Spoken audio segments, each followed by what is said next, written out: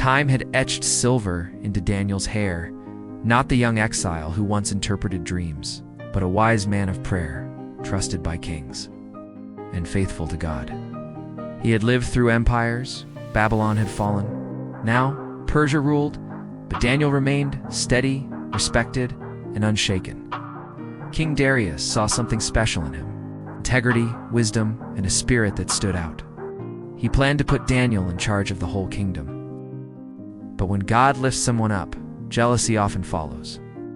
The other officials couldn't find fault in Daniel's work, so they attacked his faith. They tricked the king into signing a law saying no one could pray to any god or person except the king himself for 30 days. Daniel knew the law, he knew the risk, but he didn't stop. He went home, opened his windows toward Jerusalem, and prayed.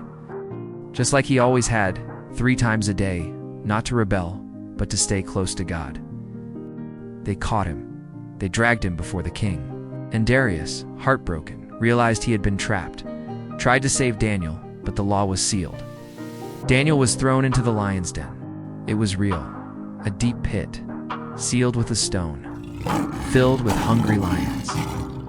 Before Daniel was lowered in, the king said, "May your God, whom you serve continually, rescue you." That night, the king couldn't sleep.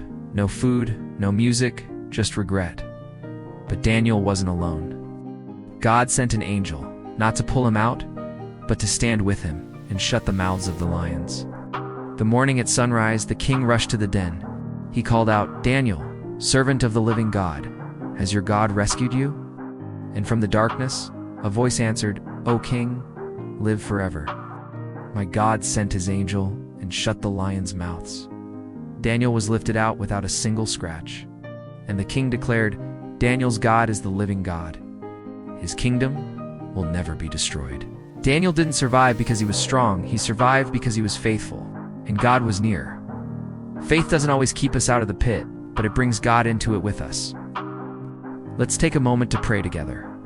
Lord, when the world tries to silence our faith, give us courage to stand.